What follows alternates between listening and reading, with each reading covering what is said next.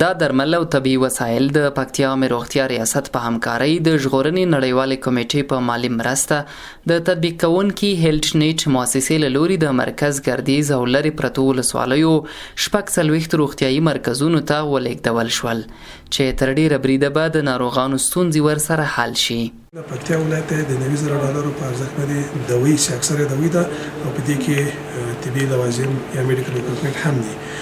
چې په دغه کې اکثره د پکتیا حوزوي روغتون ته ورکول کیږي او ځینې نور درمل بیا په درو ولسوالیو کې چې موږ د ایچ ډسټرکټ هاسپټل لرو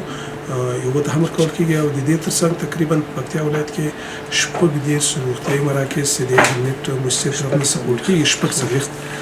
په دې کې چې کوم د ضرورت مطابق دا به دغو کلینیکو شفاخانو ته تقسیمیږي. ولایتي مسؤلین او خلک د پکتیا د اوسیدونکو سرشمیرنې ته په کتو سره وایي د روغتیا سربیره په نورو برخو کې هم اړوند ادارې باید خپل خدمات لا زیات او پراخ کړي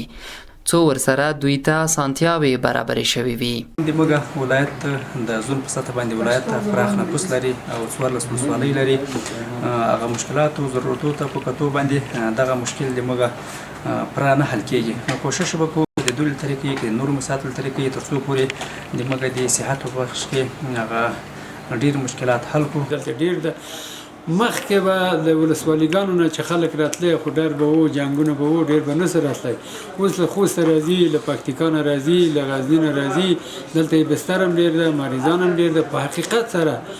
مخکې د انقلاب په وخت کې دلته د پکتیا خلک ټول 4 لکه نفوس هغه شمیرلی وو چې کله دی نه چې موږ 2 کاله مخکې دا سرشمیرنه وکړه دلته دقیق په ټولو پکتیا کې 12 لکه نفر وو دلته.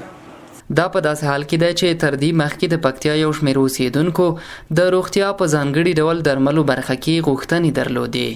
چې عین حال کې مسؤلین د حوزوي روغتون لپاره په نیکدو کې د یو شمېر تخنیکي وسایلو د راوړلو خبره هم کوي.